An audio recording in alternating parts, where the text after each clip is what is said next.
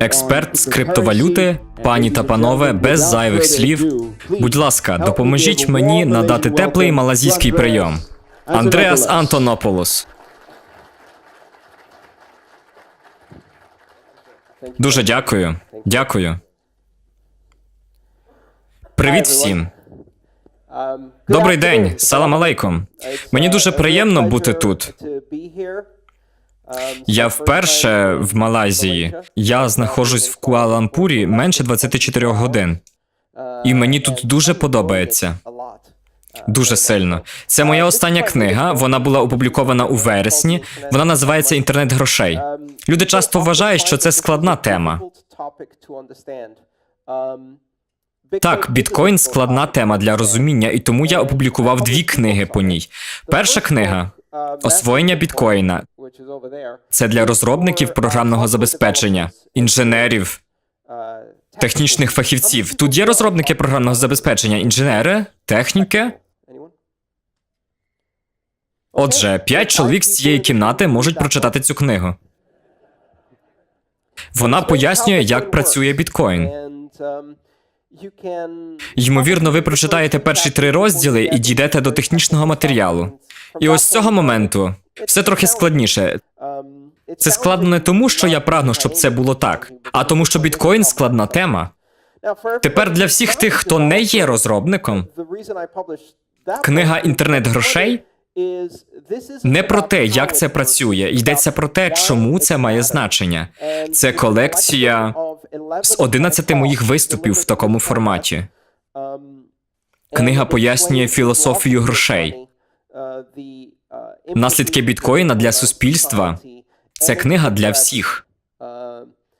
Я дав її читати мамі, хоча вона нічого не розуміє ні в комп'ютерах, ні в грошах. Це хороший початок. Але перш ніж я почну, я хотів би отримати уявлення про вас. І трохи зрозуміти, скільки людей знайомі з технологіями, які ми будемо обговорювати сьогодні. Отже, підніміть руки ті, у кого є біткоїни. Окей. Хороша явка для спільноти. Привіт. Дякую, що прийшли. Привіт. Дякую, що прийшли. Скільки людей бачили або проводили транзакцію в біткоїні, але не володіють ним? Тільки випробували це? Тільки кілька. Дуже добре. А скільки людей ніколи не проводили транзакції і не мають поняття, що таке біткоін, як він працює і є новими в даній темі? Чудово. Близько 30 чоловік.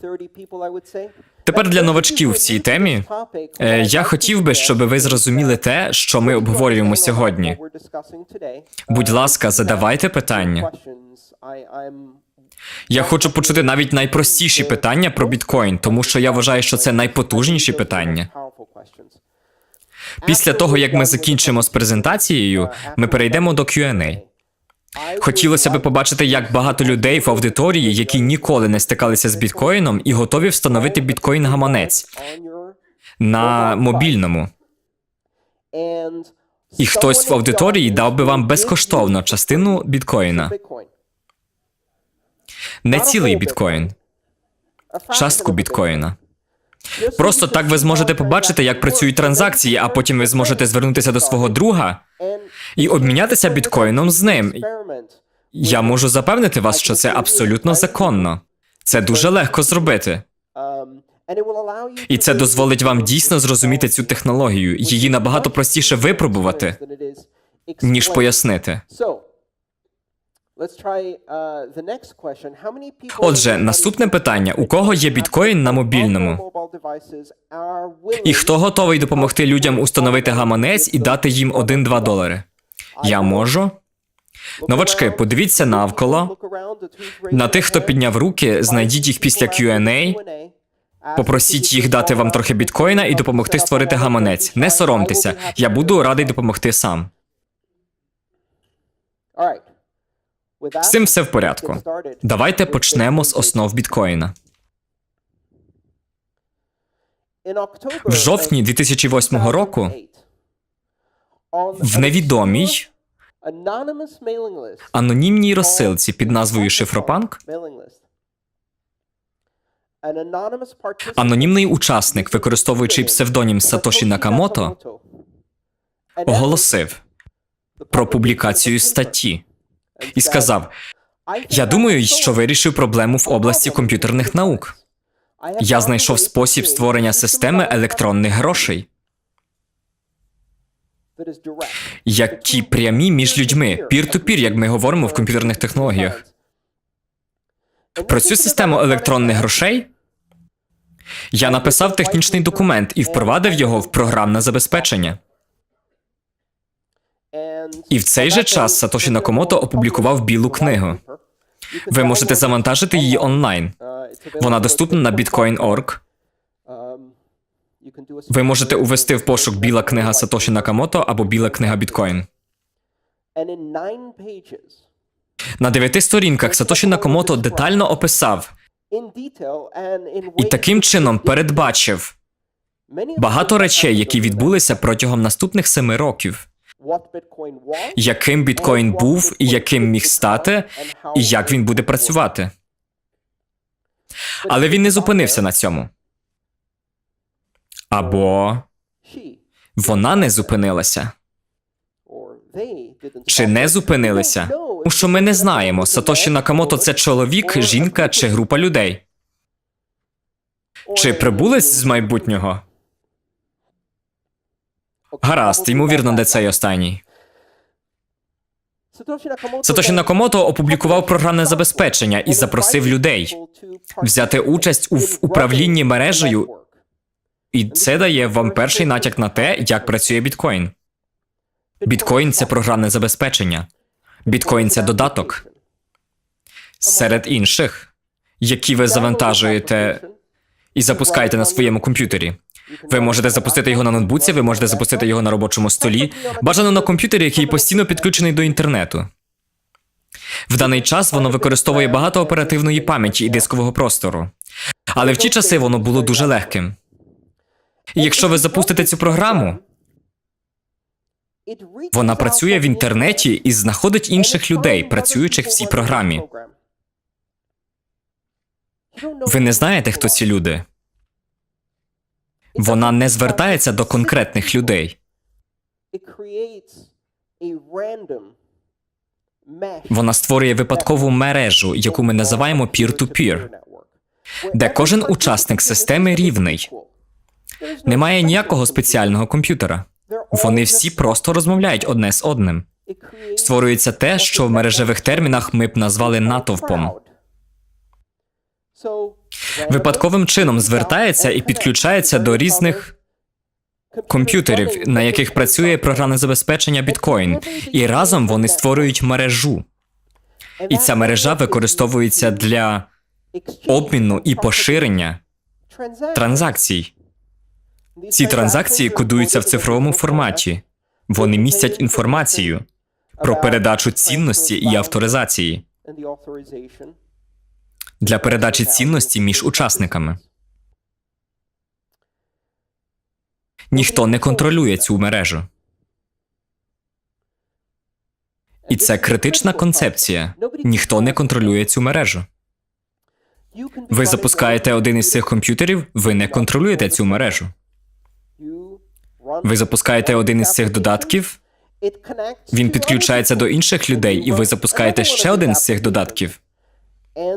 Він зв'язаний біткоїном з іншими комп'ютерами, які комунікують біткоїном. І ніхто це не контролює, ніхто не відповідальний. Як ви використовуєте комп'ютер, який підключений до інтернету, і комунікуєте з іншими комп'ютерами в інтернеті. Вас ніхто не контролює, якщо ви напряму взаємодієте між цими системами. Ця мережа запущена 3 січня 2009 року. І в цей день світ змінився. Вперше в історії грошей, в історії довіри, в історії установ, в історії людства З'явилася система, яка повністю незалежна від влади, від установ. Система, яка розвиває довіру в результаті спільної комунікації і обчислення за допомогою криптографії, народилася. Система, яка дозволяє людям обміняти цінність для передачі грошей. І ці гроші називаються біткоін. Таким чином, біткоін – це додаток. Це програмне забезпечення, яке запускається на вашому комп'ютері, яке взаємодіє з іншими комп'ютерами, на яких є програмне забезпечення біткоін. Біткоін – це назва мережі, яка керує всією мережею біткоїнів і є колекцією всіх цих комп'ютерів. А їх близько 6,5 тисяч по всьому світу. Всюди, де є інтернет. І це тільки ті, про які ми знаємо, які афішують свою присутність. Ще десятки тисяч просто слухають, без активної участі, в мережі біткоїна. І вся ця інфраструктура використовується для створення і передачі вартості у вигляді транзакцій, виражених в новій валюті – валюті біткоін. Валюта біткоін відрізняється від будь-яких інших грошей, які ми коли-небудь бачили. Перш за все, як форма грошей, вона не існує у фізичній формі. Це кульмінація траєкторії, яку ми бачили в історії людства. Понад 1000 років. Гроші стали більш абстрактною формою цінності. Ми починали з дуже відчутних форм цінності. Товарів. Козел. Банан. Ананас. Це дуже невигідні форми грошей. Тому що ви можете їх з'їсти. Вони згниють або помруть. Або можуть бути загублені. Це погані форми грошей, тому що вони цінні. Від цього ми прийшли до золота, дорогоцінних металів і штампованих монет. Це уже кращі форми грошей. Тому що ви не можете їх з'їсти, вони не помирають і не гниють. Вони не являють собою цінність. І це цікава концепція. Гроші самі по собі – це не цінна річ. Гроші – це те, що ви обмінюєте на цінну річ. Чому банани – це не хороші гроші? Тому що банани – це цінність, яку ви намагаєтесь отримати. Гроші не цінні самі по собі. Це просто те, що ви обмінюєте на банани. Це просто символ і абстракція, яка представляє собою те, що можна носити, дати комусь завтра, і взамін тобі дадуть банани. Що в майбутньому буде суттю грошей? Сутність грошей – це здатність мати абстрактний токен, який сам по собі є незмінним, непідробним, вічним, зберігає свою цінність і представляє обмін цінностями в майбутньому як обіцянку. З часом ці речі стають все менш і менш фізичними і все більш абстрактними. Чому? Тому що люди не люблять змінюватися. І якщо ви скажете кому-небудь, я не збираюся давати вам банани за зроблену роботу, але не хвилюйтеся, я дам вам блискучу золоту монету, яку ви зможете обміняти на банани. Вони глянуть на вас і скажуть, що вони завжди мали банани за роботу. І хотіли би мати банани, а не цю жовту річ. 100 років по тому вони почали вважати, що жовта річ цінна. А потім ви кажете їм, тепер я дам вам шматок паперу замість жовтої речі. Але не хвилюйтеся, ви все рівно можете обміняти це на банани, і більшість людей скажуть, я не думаю, що це справжні гроші. Я хочу жовту річ. Світ рухається далі, і в кінці кінців ми змінюємося і говоримо, знаєте що, ви не отримаєте шматок паперу. Ви не отримаєте монету. Ви зайдете і побачите цифри на сторінці чи веб-сторінці. Це сума, яку ви маєте в банку. Але не хвилюйтеся, ви все ще можете використовувати це для придбання їжі, продукції, послуг. Це реальні гроші. Але ви не можете торкнутися і побачити їх. Це просто цифри. І нарешті ми дійшли до біткоїна. Біткоін не має фізичної форми і не має образу. Він абсолютно нематеріальний, його не можна торкнутися. Це просто цифрова форма грошей. Але це цифрова форма грошей, яка повністю відрізняється від всього, що ми бачили раніше. Чим відрізняється? Це не форма грошей, яка записується в базу даних чи записи компанії.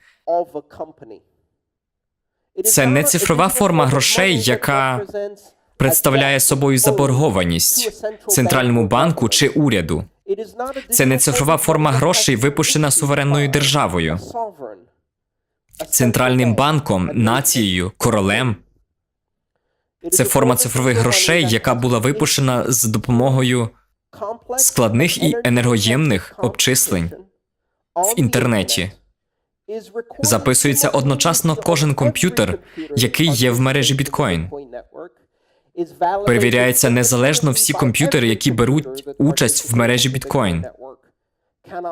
Не можуть бути підробленими і не можуть бути піддані цензурі. Не можна конфіскувати і заморозити. Може передаватися по всьому світу, оскільки інформація може бути перевірена незалежно кожним, хто її отримує. І ніким не контролюється. Його вартість не контролюється. Його видача і володіння не контролюється. Він направляється від однієї людини до іншої, без посередників. Якщо я використовую свій мобільний для оплати біткоїнів комусь в цій кімнаті, я створюю цифрову транзакцію, яка визнає той факт, що певна кількість біткоїнів належить мені через доказ мого цифрового підпису. І я дозволяю передачу цієї вартості іншому власнику, який зможе контролювати цей біткоін через свій особистий цифровий підпис і криптографічний ключ. Тепер вам не потрібно нічого знати про цифрові підписи і криптографічні ключі. При використанні біткоїна ви бачите додаток на мобільному чи на робочому столі, в якому говориться, що у вас є 3 біткоїни. Він дозволяє ввести номерну адресу отримувача точно так, як, наприклад, адреса електронної пошти. Він дозволяє вибрати кількість біткоїнів, яку ви хочете переказати. І коли ви нажимаєте «Відправити», використовується цифровий підпис і конфіденційний ключ, який вбудований в пристрій, щоб створити і підписати транзакцію, яка заявляється на всю мережу біткоін і говорить «Я передав дану цінність». І тоді вся мережа знає, що ця цінність належить комусь іншому. Вони не знають, хто цей інший. Ніхто не знає. Коли ви робите транзакцію біткоїнів, вона не прив'язана до особистості. Вам не потрібно створювати обліковий запис. Вам не потрібно реєструватися, вам не потрібно вказувати ID чи ім'я, місце розташування, адресу, вік, стать, расу, релігію, національність, нічого. Вам навіть не потрібно бути людиною. І ви смієтесь, але це правда. Біткоін вперше в історії людства дозволяє нелюдським організаціям активно контролювати і володіти цінністю. Це дивно, тому що у нас ніколи не було подібного в будь-якій правовій системі світу. Ми маємо юридичну фікцію корпорацій, і вони можуть володіти цінністю, але корпорація може існувати тільки як асоціація між справжніми людьми. В біткоїні програмний агент, який не належить кому-небудь, з допомогою криптографії може володіти і здійснювати транзакції в біткоїні на міжнародному рівні. Це створює деякі дуже цікаві, а також дуже тривожні можливості для майбутнього. Системи штучного інтелекту, які можуть володіти і контролювати гроші без участі будь-якої живої людини. Ви можете мати корпорації, у яких нема директорів, нема живих людей в управлінні, які повністю контролюються програмним забезпеченням. Вернемось до людей. Якщо ви будете встановлювати біткоін-гаманець, ви повинні пройти складний тест для установки цього програмного забезпечення. Ви повинні мати можливість завантажити додаток. Це все. Якщо у вас є iPhone, ви повинні пам'ятати свій пароль iTunes для установки додатка. Я виявив, що це найскладніша частина, щоб стати частиною глобальної економіки біткоін. Пам'ятати пароль iTunes. Але якщо ви можете це зробити, якщо у вас є доступ до Google Play і базове знайомство з мобільними додатками, якщо ви можете завантажити файл .exe на Windows і установити його, і якщо ви можете двічі клацнути мишею, то це все. Вам не потрібно реєструватися, створювати обліковий запис, вказувати ім'я, адресу електронної пошти. Вам не потрібно доводити, хто ви, де знаходитесь, чи показувати, що ви гідні. Ви не повинні мати кредитний рейтинг, ви не повинні бути авторизовані. Це те, що повністю відрізняється від будь-якої системи грошей, яку ми коли-небудь мали. Для інтернет-покоління це дуже знайома концепція. При відкритті браузера і користанні інтернетом вам потрібно реєструватися чи отримати ліцензію для користування інтернетом? Вам потрібно створювати обліковий запис для відвідування Вікіпедії? Ні.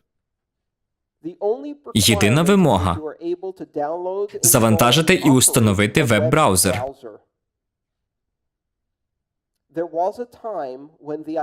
Був час, коли ідея дозволити кожній людині спілкуватися без кордонів чи цензури у всесвітній павутині лякала людей. Деяким людям це все ще дивно. Більшість молоді знаходять у цьому звільнення в глобальному сенсі. Біткоін робить це з грошима. Що відбувається, коли кожна людина на планеті через простий акт завантаження і установки додатку може без кордонів стати учасником глобальної економіки, яка дозволяє людям передавати і отримувати гроші в будь-якій точці світу 24 години на добу, безперервно протягом останніх 7 років. З комісіями, які не залежать від суми відправлених грошей. Ви оплачуєте просто за ємність, яку ви використовуєте в мережі. Ви можете передати транзакцію біткоїна приблизно за $1. І неважливо, відправляєте ви $1 чи $100 000, ви все рівно платите $1. Немає значення, відправляєте ви його в іншу провінцію, в Малайзії, чи відправляєте на протилежний кінець планети. Неважливо, являєтесь ви фізичною особою чи корпорацією, чи відправляєте ви фізичній особі чи корпорації. Неважливо, відправляєте ви багатому чи бідному. Ви можете. Біткоін змінює підхід до фінансів повністю. Але це тільки перший рівень. Тому що технологія, яка робить біткоін можливим, дозволяє двом людям з різних кінців планети безпечно здійснювати угоди, не знаючи і не довіряючи одне одному, відкриває цілий ряд застосувань, які ми ще не представляли. Біткоін – це не просто гроші для інтернету. Біткоін – це платформа. Технологія біткоін використовує поєднання блокчейн, яка являється глобальною книгою транзакцій і яка записує кожну угоду. Децентралізований механізм консенсуса називають Proof of Work, що дозволяє забезпечити безпечність блокчейну біткоін. Відкрита система доступу, яка дозволяє будь-якому бажаючому брати участь без бар'єру. І вона безмежна з нейтральним характером, даючи можливість брати участь незалежно від того, хто вони. Єдине, що має значення, чи є угода дійсною, а не хто є джерелом чи одержувачем, і не яка сума. Ці фундаментальні будівельні блоки, які дозволяють біткоїну відкривати двері довіри десяткам, сотням, а потім тисячі застосуванням. По своїй суті, біткоін являє собою заміну довіра через установи на довіра через мережі. Протягом століть людське суспільство ґрунтувалося на тому, що для координації діяльності між великою кількістю людей нам потрібно чомусь довіряти. До сих пір найкращою відповіддю на цю проблему були установи. Збір людей, які регулюються правами, політикою, з наглядом, прозорістю і відповідальністю, вбудованими в правила, керованих людьми, з метою створення центрів довіри, через традиції, через репутацію, через довголіття. Установи довіри зазнають невдачі. Вони зазнають невдачі по всьому світі. Програють газети, програють політичні інституції, вони зазнають невдачі безліччю способів. А причиною цього є те, що вони є системами масштабу для індустріальних суспільств. Ми більше не промислове суспільство. Ми є інформаційними товариствами глобального масштабу, які в масовому масштабі співпрацюють через кордони. Ми вирішуємо проблеми, які стосуються не 30 мільйонів чоловік в одній країні, а 7,5 мільярдів людей на одній планеті. А для проблем і співпраці такого масштабу традиційні інститути не працюють. Вони не масштабуються. Вони непогані. Їх не можна підкупити. Вони просто не можуть вирішити проблеми глобального суспільства. У той самий час, коли ми бачимо, що ці інститути зазнають невдачі, ми спостерігаємо появу нових систем управління, нові системи глобального співробітництва, системи, які дозволяють нам співпрацювати, спілкуватися і вирішувати проблеми в масштабі. А перша з цих систем – це інтернет. І з цим ми бачимо першу систему зв'язку, яка виходить за межі країн і кордонів. Вона дозволяє кому завгодно, всюди і де завгодно спілкуватися. Біткоін представляє те ж саме з грошима. Він являє собою мережу сетецентричної системи грошей, яка знаходиться за межами нацдержави. Орієнтованої системи грошей, що дозволяє людям співпрацювати на глобальному рівні. Це дозволяє кому завгодно і де завгодно брати участь в глобальній економіці, без бар'єрів, без кордонів, без ідентифікаторів, без облікових даних. Просто через акт запуску програмного забезпечення. І це змінить світ. Дякую.